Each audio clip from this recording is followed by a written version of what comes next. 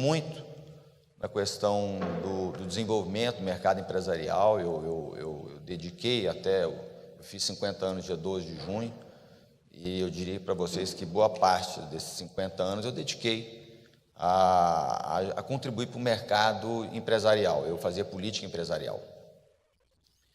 E agora eu tenho dedicado até mais tempo à minha família, né? Olha o Pierre aqui. E aí eu falei, eu quero passar um pouquinho dessa experiência que eu vivi, de algumas coisas que eu vi, e eu trouxe alguns números para poder balizar essa história, mas como é um assunto que eu brinquei com o Galvão, ele achou que era mentira, mas é uma verdade. A última vez que eu discuti esse assunto, nós ficamos 3 dias internados no hotel e não chegamos ao final. Então, assim, é difícil quando ele me deu 40 minutos, eu vou tentar pontuar, então, apenas um aspecto do todo, porque é um tema bastante rico e ele não termina, ele não acaba, ele é um processo, né? Nós que estamos vivendo esse momento, esse dia hoje, né, dia 14 de agosto, quem for discutir 14 de agosto do outro ano terá uma outra visão, enfim, isso não para, não acaba. Porque nós estamos falando de alguma coisa que é extremamente importante, que é da economia, né, e assim, eu não quero aqui também fazer nenhum tipo de apologia a governos, a políticos, de forma alguma. Eu vou tratar exatamente do assunto específico econômico, né, mas principalmente com o aspecto do planejamento econômico. E quando a gente discute isso, a gente percebe claramente que o Brasil, né, ele vem perdendo ao longo dos anos, quando você olha a participação do Brasil em relação ao PIB mundial, né, na questão da comercialização, ele vem perdendo ano a ano fatias de mercado, ou seja, ele vem perdendo a competitividade. Quando você olha para o Brasil, eu trouxe alguns números aqui, o Brasil está num momento muito atípico, portanto, considerar esse momento como verdade também não é o melhor dos mundos, mas, de qualquer sorte, o Brasil fez escolhas para políticas internacionais, principalmente relacionamentos econômicos, que não foram muito acertadas, né? A gente está muito ligado hoje o Brasil está muito ligado à China, né? Ali na questão da Ásia, mas assim, o esforço que precisa ser feito é muito grande. Então eu vou retomar aqui aos princípios do ano de 2000, e vou ser rápido, porque eu tenho 40 minutos. Princípio do ano de 2000, nós tínhamos aqui em Minas Gerais, e eu vou tentar ser sempre pontual, especificamente em Minas Gerais.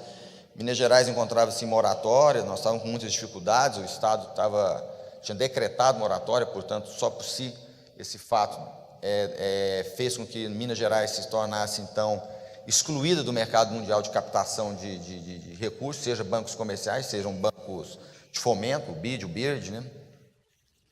E tinha muitos problemas, né? Eu ouvi que o Rogal falou com o Marcelo Prada que esteve, o Marcelo foi secretário nesse período, com o Itamar Franco, e ele sofreu muito, porque ele não tinha condições de fazer um atendimento ao ambiente empresarial, e o empresariado, então, de certa forma, era atendido até pelo pessoal da Secretaria da Receita Estadual da Fazenda, então era tratar lobo com cordeiro, era complicada essa relação, ela era paradoxal e não era amistosa.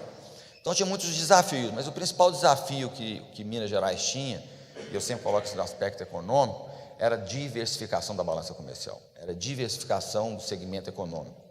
Minas Gerais, pela questão do ciclo econômico, a gente tem uma questão que Deus nos deu, que são os minerais, né? Minério, ouro, pedras semi-preciosas, e essa, então, era, portanto, os principais produtos da nossa balança, depois seguido dos automóveis, que com a Fiat, que também foi uma conquista aqui do nosso, então, governador, né? Um grande amigo do Floriano ali, o doutor Rondon Pacheco, que eu acho que todos nós devemos uma grande deferência àquele senhor. Ele ainda está vivo, para quem não sabe, e para mim é um exemplo de pessoa, de humildade, de competência, de caráter. Bom, dito isso, Minas Gerais com dificuldade, o Brasil entrava em crise, 2002, e precisava se entender para onde Minas ia. E aí, quando você pega Minas, eu coloquei alguns slides aqui, deixa eu ver se andou. Minas é essa aqui, Minas Gerais, ela tem 20 milhões, esse número 20 é muito interessante de Minas, quase que persegue em tudo. Nós somos 853 municípios e 588 milhões, nós somos maiores do que a soma, né, da França, da Suécia, da Espanha e do Japão. É um estado-país, tem 853 municípios, portanto, só por si só, isso traz um grau de complexidade muito grande, para gerir, é o estado que tem a maior malha rodoviária federal e estadual do Brasil, é o estado que... Deixa eu ir passando aqui. É o estado que... antes de mais nada, a gente divide o estado de Minas Gerais, o governo nos enxerga assim, ó. Então, é um estado, em 2011, que tinha aproximadamente 200 bilhões de dólares, eu não sei se ainda é esse o número, eu trouxe números atualizados, inclusive eu disse para o Galvo que quem quiser os números atualizados desse primeiro semestre de Minas Gerais, eu nem vou abrir aqui, porque são 150 páginas mais ou menos, e ele trata tudo, obrigado, ele trata tudo com muita especificidade de como é que está a economia mineira, em todos os seus aspectos. Então, que quem tiver interesse para a sua vida pessoal, o Adriano lá que está na Câmara dos Vereadores, saber alguma coisa, viu, Adriano? É muito legal. Então, é isso. Minas Gerais representa 9% do PIB brasileiro naquele período, teve um crescimento de 8% superior ao do Brasil. Ele vinha tendo um crescimento bom, Minas Gerais vinha tendo um crescimento bom, o último número aqui, 2011, era 2,3%. Enfim, Minas Gerais ela é o maior produtor de aço do Brasil, representa 34% da produção, do cimento, segundo em automóveis, produz helicóptero, maior do Brasil em café, né? E o segundo rebanho bovino, enfim, Minas Gerais é a maior malha rodoviária do Brasil. Então, Minas Gerais é um país-estado que eu chamo, que merece todo o nosso respeito, é o terceiro estado da economia brasileira, e aqui tem alguns números, né, atuais. Esse número aqui é o mais atual que existe, é de junho de 2015, eu trouxe para vocês, e quando você percebe a exportação, né, aqui é a Minas Gerais, no quesito exportação, ele vem perdendo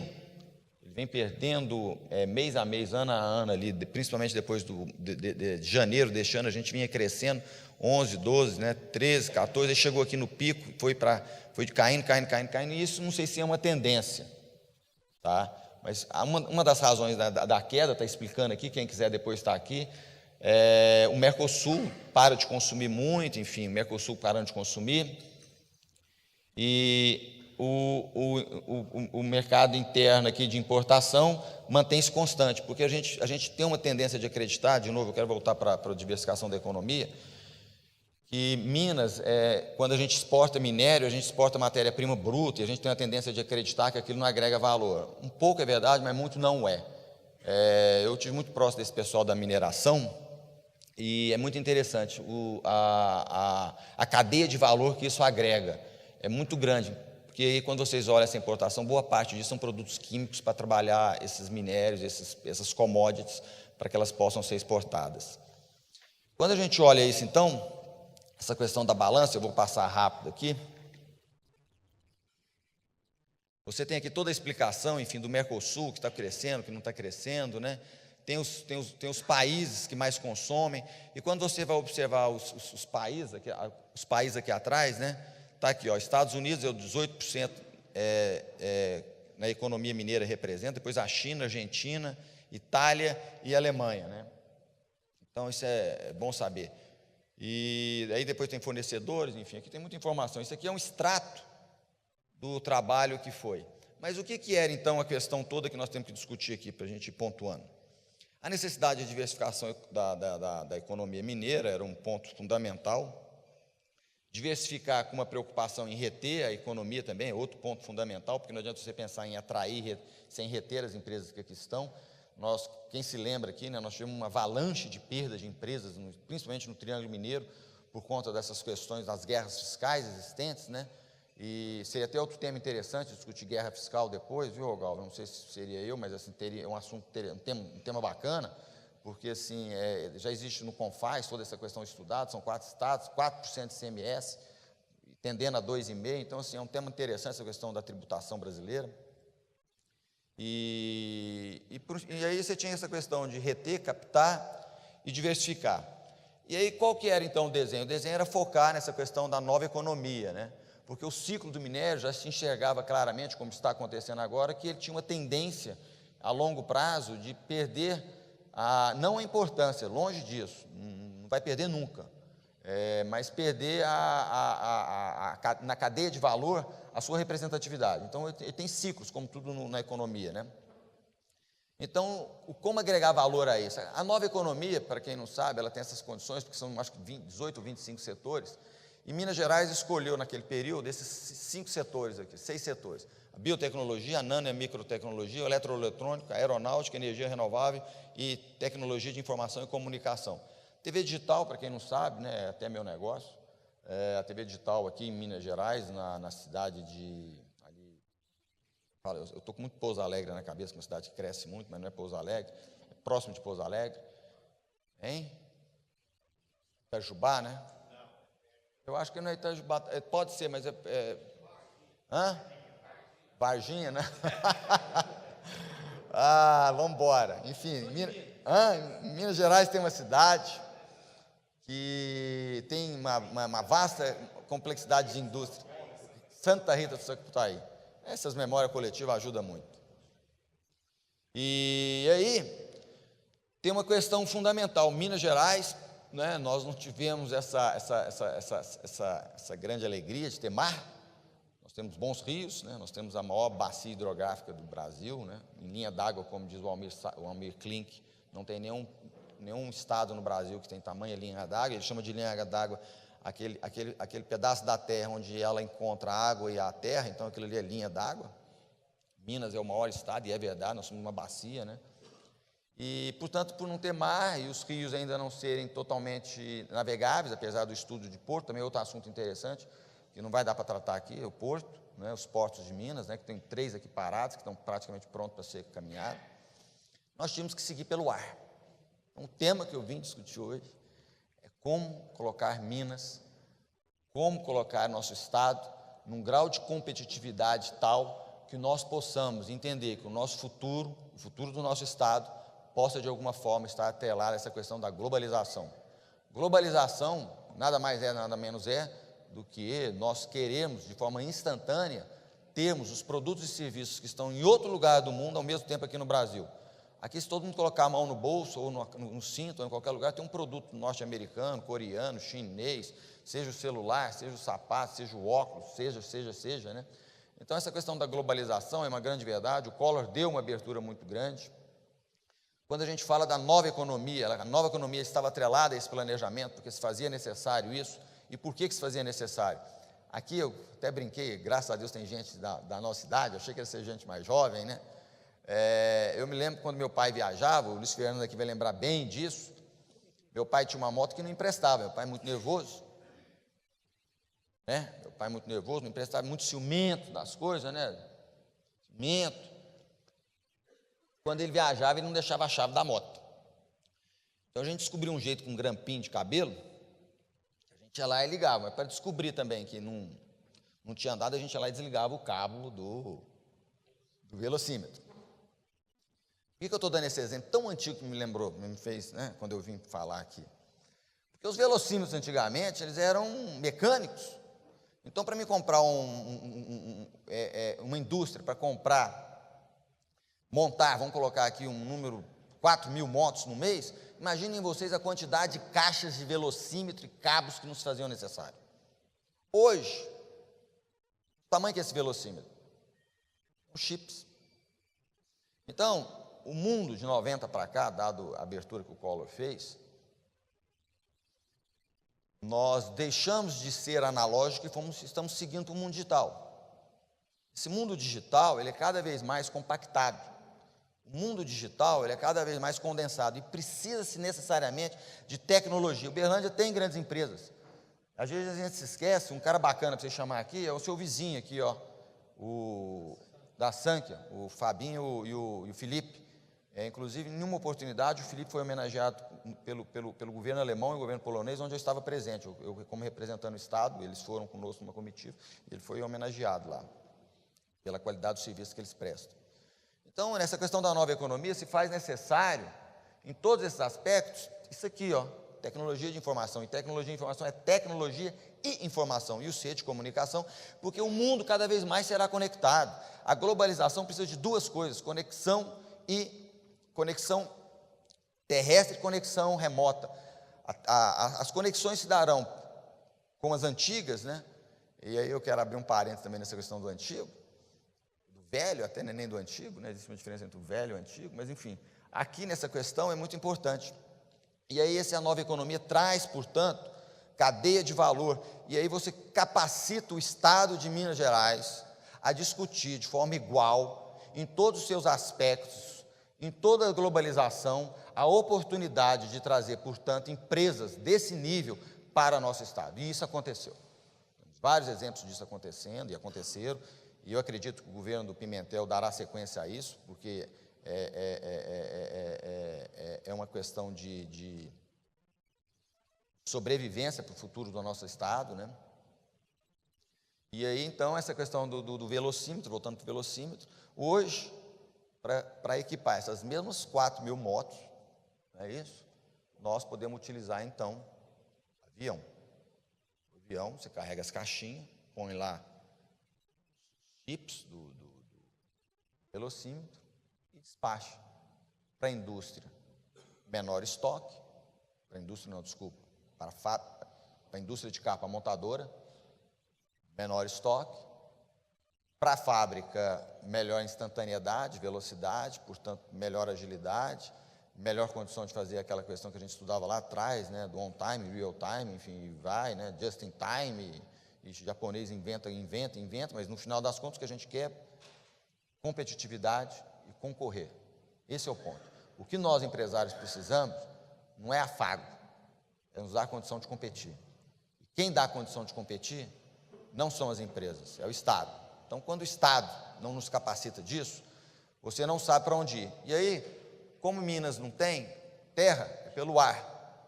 E aí, quando a gente começa a estudar, e é isso que eu queria trazer para vocês, a forma interessante, esse projeto está em andamento, Minas teria uma área de influência, né, pelos portos. Depois eu vou abrir aqui, vocês vão ver, tem vários portos que a gente utiliza, várias ferrovias, mas com saída para o Pacífico pelo Valparaíso. Quem conhece lá no Chile, é um porto muito grande, uma cidade importante, é onde fica inclusive a Câmara dos Deputados de Chile, não é em Santiago, é aqui. E aí você tem todo, então, isso. Tem um estudo no PIL, né, que é aquele projeto do governo federal, igual tem o PAC, o PIL, onde tem uma ferrovia que vai sair aqui ligando o Pacífico, também é importante, né? Tem todas aquelas questões que eles falam, que os norte-americanos querem, etc. Não sei se é isso, nunca ouvi, nem vi. Então, quando você pega a logística aqui, os aeroportos, né, as rodovias, as ferrovias, os projetos e os portos. Então, você tem toda uma distribuição de portos saindo de Belo Horizonte e passando por Uberlândia também, seja pela rodovia, seja pela ferrovia, seja pelo aeroporto. E fazendo, então, portanto, uma conexão com essa macro-região e entendendo que tudo que a gente produz necessariamente precisa ser comercializado. E se nós não pensarmos em uma forma de comercialização que transcenda a nossa área geográfica, nós nunca poderemos ser competitivos e grandes. Então, pensando grande, pensando em distância, pensando no século XXI, que nós já entramos, Minas Gerais precisava, então, portanto, internacionalizar. E internacionalizar significa atravessar fronteiras através daquela micro-região, macro-região, e pensando, então, portanto, no mundo, na Europa, em todos os seus continentes. Para isso, nós temos cada vez uma população mundial urbana, nós temos uma preocupação cada vez maior, localização. Quem mexe com o setor imobiliário aqui vai entender bem o que eu estou dizendo. A localização deixa de ser importante é a acessibilidade, né? Então, por exemplo, às vezes vocês pegam São Paulo, quem tem amigos aqui em São Paulo sabem disso, eles preferem morar em um lugar mais distante, porém mais rápido. Muda a questão, então, a gente vai mudando à medida do tempo, a questão do modelo mental, que não é o mais perto, é o mais rápido. Então a gente deixa de pensar em quilômetro e pensa em tempo. E é nisso, quando a gente muda o espaço para tempo, muda a questão do custo para as empresas. Porque o que a empresa quer é maior velocidade. E quando a gente pensa em queda de preços de produtos e serviços, a gente melhora a nossa competitividade. E, portanto, aquilo que era longe fica perto. Eu dou muito exemplo aqui, a gente que é mais antiga aqui, a gente quando começava a sair, o vinho que nós tomávamos, né? Liu from Mich, não era esse? Um vinho de garrafa azul. Hoje, cadê esse vinho? Quem acha um vinho desse? Não é? Os produtos que nós consumíamos, né, quando a gente era mais jovem, eram produtos que hoje você não encontra no mercado, e quando encontra eu estou em brechó, ou está em museu. Por quê? Porque a competitividade, o mundo mudou, os produtos mudaram, a nossa forma de enxergar, de consumir, a nossa forma de ser mudou por completo. E aí, com isso, o longe não é uma questão mais de distância de quilômetro. O longe fica perto na medida que você cria condições de transporte aéreo que tenham competitividade. E aí, quando a gente discute isso, a gente discutia, então, essa questão da conectividade, da instantaneidade. E, quando a gente olhava para o mundo, a gente fez uma conta que o mundo, hoje, em 1950, tinha 3 cidades acima de 10 milhões de habitantes. Hoje, 27 cidades é o cálculo para chegar em 2025, e já estamos próximos de 20. Então, o mundo ficando mais urbano, cidades acima de 10 milhões de habitantes. Imaginem vocês uma cidade com mais de 10 milhões. 2 cidades dessas representam o estado de Minas Gerais. É isso? E essas pessoas consumindo produtos dentro da sua cidade. Como é que a gente chega nessas cidades? Como é que a gente se aproxima desse mercado? E tem uma questão da distância, que eu sempre coloco, que é muito importante. Esse Melvin Weber, um filósofo, ele dizia: a distância tenderá e pode ser medida pelo tempo. Então a gente pergunta muito, quantos quilômetros é daqui na sua casa, não é isso? Hoje a gente pergunta, quanto tempo é daqui na sua casa? É isso? E por que isso? Porque o conceito da milha elástica, ele dizia, então a percepção significa que uma milha se encolhe conforme movemos mais rápido. A distância em quilômetro é a mesma, porém, quando eu andava de chinelo, e aí por isso que eu brinquei com meu amigo o Galvão, que eu ia lá em Jerusalém. Quando Jerusalém era a cidade mais importante do mundo, as pessoas andavam de sandália e burro. Então, uma pessoa que gasta uma milha, gastava às vezes 2, 3 milhas, gastava 1 hora.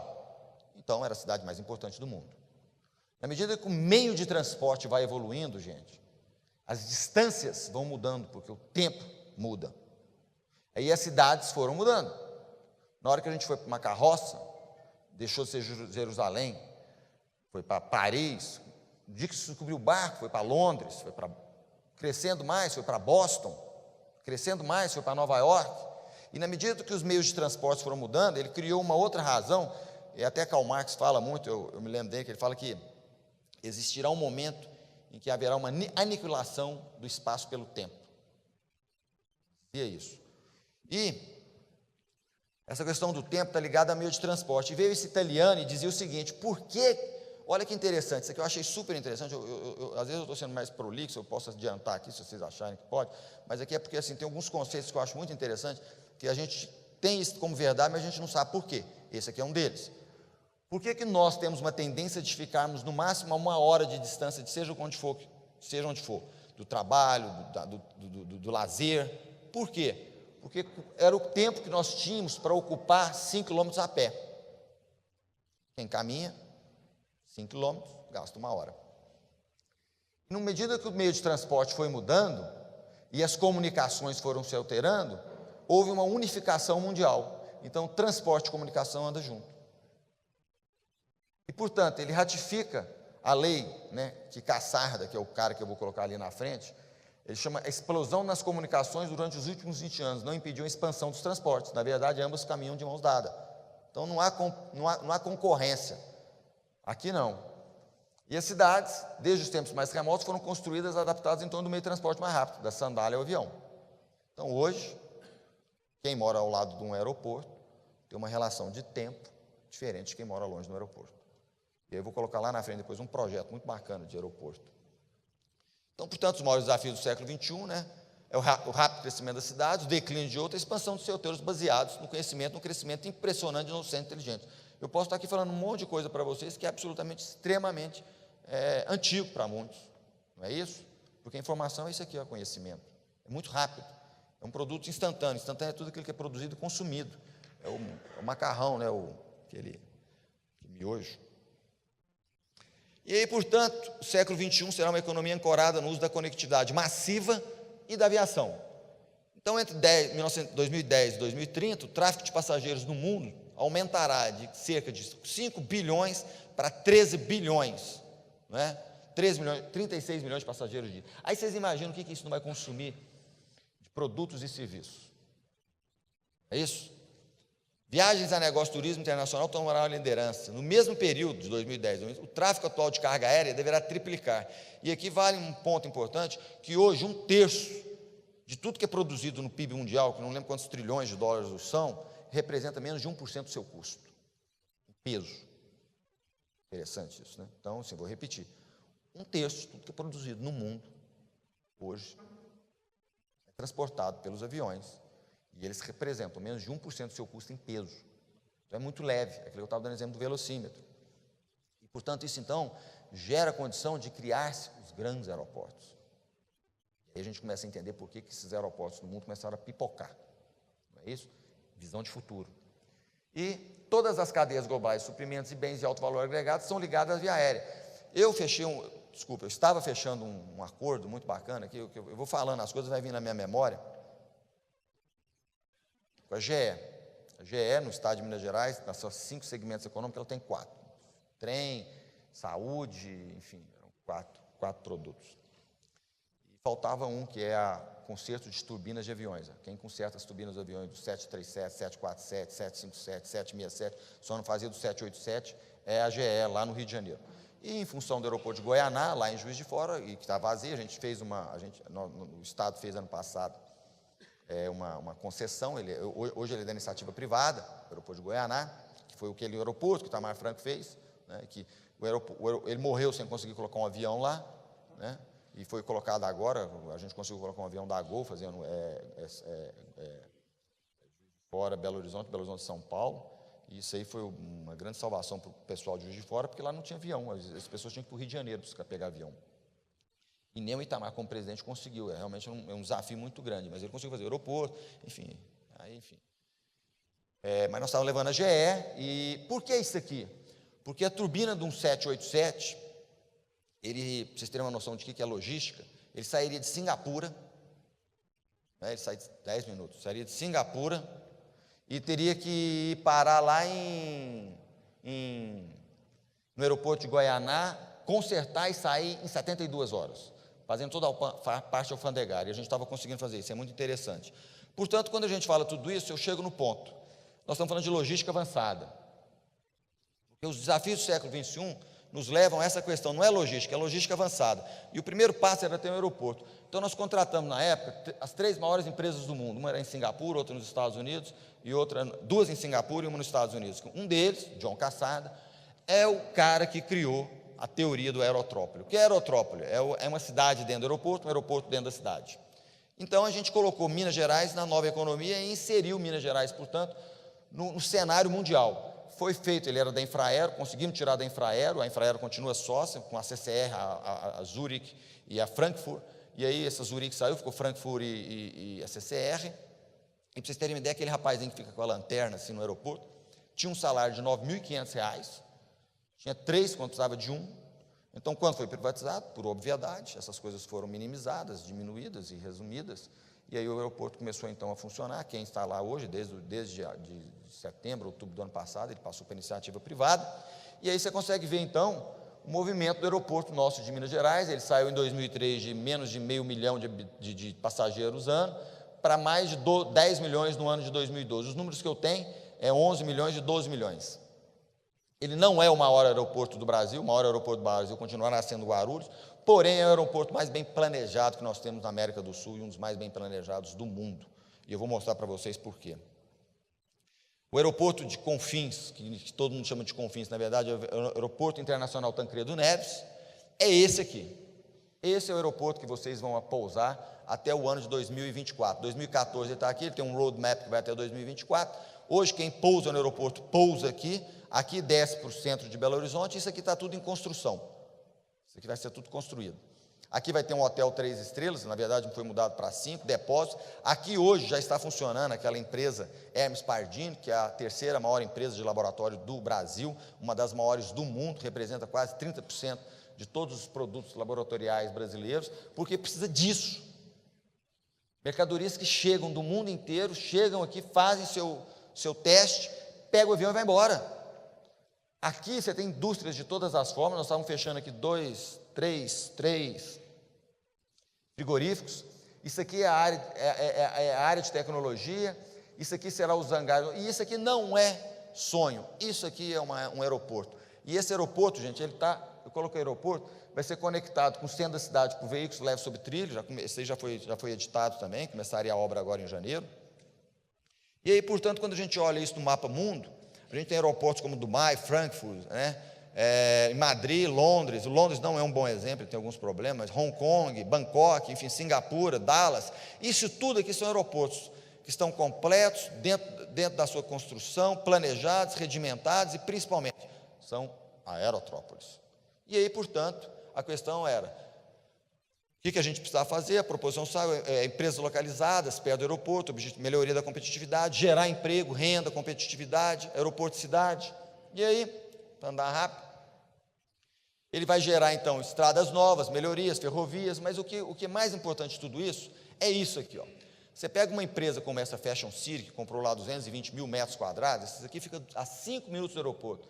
Eu não consegui trazer a foto, mas se vocês considerarem isso aqui, aquilo, tem uma rodovia que o aeroporto sai assim, ele vem subindo, passa no aeroporto, vira à esquerda e está aqui. É isso aqui, está 5 minutos do aeroporto. Qualquer pessoa, esse é o projeto, fechamos com as companhias aéreas, sairia da sua cidade natal, iria no Fashion Brasil, aqui só é pessoa jurídica comprando, compraria suas mercadorias, essas mercadorias seriam embaladas, ou melhor, serão embaladas no tamanho certo. A Gol, a TAM e a Azul já deram condições de que, em vez de ser 23 quilos, 30 quilos a capacidade mínima das bagagens, já sai embagada, despacha no Fashion Brasil. Aqui é um hotel, tem centro de convenção, já despacha a mercadoria, ele dorme aqui e ele iria gastar R$500 para fazer essa operação, saindo de qualquer lugar do Brasil. Isso é um compromisso das companhias aéreas. E o Fashion Mall é isso aqui, isso é uma realidade, já está praticamente pronto para inaugurar. Então isso é ter logística, isso é ser logística avançada. Então o longe fica perto, o cara sai lá de Guaxupé, sai lá do Nordeste, do Sul, do Norte ao Sul. Em um dia ele chega, faz as compras, e aqui dividido por setor de semi-joias, joias, roupas. Vou dar um exemplo aqui para andar rápido. A Richards, por exemplo, estaria aqui, quando eles fecharam conosco. E aí o que acontece? A Richards, se vocês fossem de Uberlândia, lojistas de Uberlândia, poderiam comprar, porque aqui o Zé Ricardo é o dono da Richards. Então vocês não comprariam, mas se vocês fossem de Araguari, vocês poderiam comprar roupas da Richards. R$500, vocês sairiam de Uberlândia, iriam lá, passariam um dia, à noite, vocês pegavam outro avião e voltavam. As mercadorias iam chegar na sua loja. Zero estresse. Entendeu o que é isso? E aí tem outras coisas aqui aqui eu não vou abrir esse mapa, mas aqui isso aqui é o logístico do Fashion Center que eu acabei de mostrar. O aeroporto está aqui o aeroporto. Você tem então, portanto, a logística, que é o que eu falei do aeroporto, a logística de defesa aeroespacial, a Infraero estava aqui, a Azul fechou, a Gol fechou o hub aqui, microeletrônica e TI, o Eike Batista na época fechou, depois ele veio ter aquele problema de dificuldade financeira, conseguimos vender para os argentinos. Automotivo está aqui. Isso tudo iria ser conectado através de ferrovias, rodovias, e são 47 municípios que estão nessa macro-região, onde todas se iriam beneficiar. E aonde isso ia chegar? Nas outras 4 regiões do estado, uma delas aqui, Uberlândia. Por quê? Porque Uberlândia tem o aeroporto lá que tem o nome do comandante Bombonato. E no CTCA, que é o Centro de Treinamento Tecnológico, isso aqui era uma fazenda que era para cuidar de dependentes químicos. Isso aí já começou, tem a foto ali da obra, que é a foto da obra. Isso aqui é a Lagoa Santa, que é a obra, aqui era a fazenda, a casinha está aqui. Então isso aqui já estava quase pronto, já está tudo vendido, aqui já tem parte disso. E aqui então a gente iria fazer essa questão da coisa. Mas o principal de tudo isso, gente, é inserir Minas Gerais no cenário mundial. Isso é verdade. Então quando mega empresário, e aqui nós já recebemos vários, dentre eles o próprio cara que faz o iPhone, ele tem numa fábrica só 100 e poucos mil funcionários, ele veio e tinha interesse. Isso aqui é a China. A China, portanto, com a aerótrópole é uma questão de Estado. Lá a aerótrópole é tratada pelo seu primeiro-ministro, né, lá é mais fácil de fazer. E aqui então tem um número, o ranqueamento dos aeroportos, como é que funciona, o número de carga, passageiro, porque avião nenhum sobrevive economicamente com passageiro, nenhum. Tem que ter nos seus porões carga. Aqui é o John Cassarda, esse cara que era o consultor, ele é uma das mentes, considerado pela revista Time, uma das 10 mentes mais brilhantes do mundo, né? É do século XXI, com o pensamento do século XXI. Aqui eu coloco alguns exemplos, né, do que seriam esses aeroportos, só para vocês entenderem, né? Dallas Fort Worth, história dele aqui, enfim, história de cada aeroporto. Depois nós temos aqui o aeroporto de Washington, que é muito interessante, né? Quando ele foi para lá, houve uma revolução na cidade, todo mundo reclamou muito, porque o aeroporto era longe, mas o longe fica perto. Quando você constrói rodovias, ferrovias, veículos leves sobre trilho, o aeroporto está lá. A foto é a mesma. Então, vocês veem como é que muda o cenário econômico. Por quê? Há que se planejar. E quando a gente planeja, você consegue entender que todas essas cidades, né, dentre elas aqui, Dubai e outras, elas crescem porque muda o modelo mental. E o Brasil, né, nós temos ainda obviamente, vários problemas, mas o mais importante é que cada vez mais o setor público e o setor privado andem junto, porque o futuro precisa ser planejado. E quando a gente planeja, a gente consegue entender, então, as questões das conexões, das instantaneidades, das questões globais versus a localidade, né? E, portanto, o aeroporto torna-se a internet das coisas, ou seja, será o aeroporto que levará as pessoas e as cargas e riquezas através. Da mesma forma que a comunicação está ligada à internet, o aeroporto está ligado à distribuição de riquezas mundiais. Aí, só para clarear, eu tinha dito para vocês que eu tenho mais uns 4 minutos aí, né, parece? Nem água eu estou bebendo aqui, com medo de beber água. Estou quase desidratado aqui, ó, Gal. Vou cair no chão ali.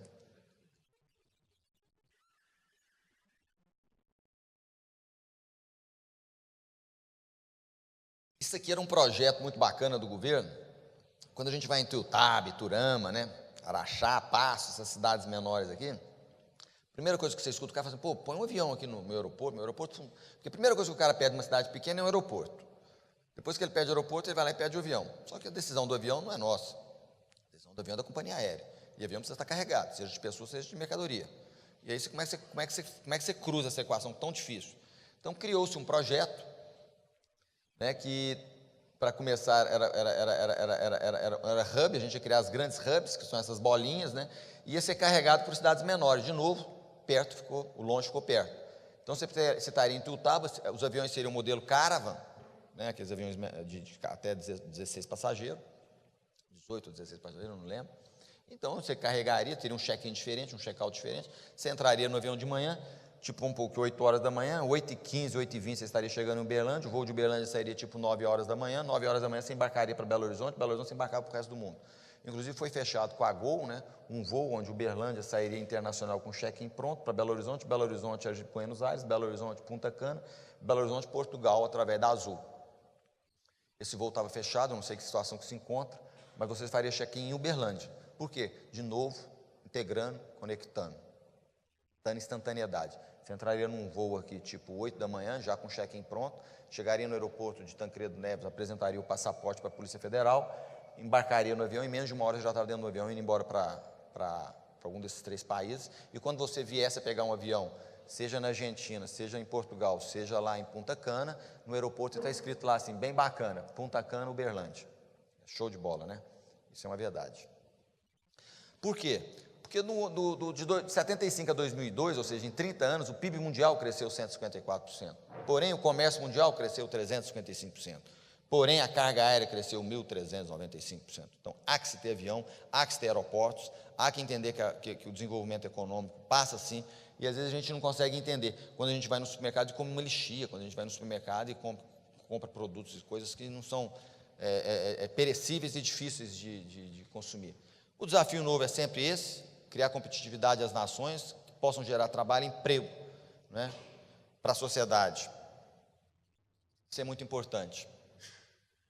Quando a gente olha o roadmap, a gente tem aqui, então, 2003, as decisões que foram tomadas, né, as grandes linhas que foram feitas, os estudos, os planejamentos, as entregas começaram em 2009, 2012, e as expectativas de expansão para toda essa questão. Aqui já é, então, portanto, concessionado, e aqui já não é mais problema. Hoje, na época, já existiam essas empresas aqui fechadas, conseguimos fechar com Fashion City, Medical City também muito interessante, um ambiente hospitalar enorme, onde você chegaria lá de manhã, faria todos os check-ups, à tarde você pegava o avião, ia embora, e se tivesse algum problema lá, ficava mesmo, e, enfim, ia se tratar. E Hermes Pardini, universidade, então, essa aqui é a Six Semicondutores, a empresa do Wake. Reserva Real é um condomínio enorme que tinha lá, Alphaville, enfim. E, enfim, tem muitas coisas acontecendo, e por acontecer que é principal. Quando a gente olha esse mapa aqui, é muito interessante, eu peguei essas fotos para mostrar para vocês. Aqui em cima é comunicação, dados. Então, vocês percebem onde está iluminado, é onde tem o maior número de informações correndo ao longo do dia. Quando a gente pega isso aqui é uma malha aérea. Olha como é que se assemelha. Viu? Isso aqui é uma malha aérea, isso aqui é uma malha de comunicação. Comunicação e informação, informação, comunicação e voo andará junto. Era isso que eu tinha que trazer. O próximo companheiro é o Luiz Antônio, um homem bem sucedido, faz as escolhas certas. Por favor, venham às 7 da manhã, cheguem no horário para o cara não precisar correr. Era isso.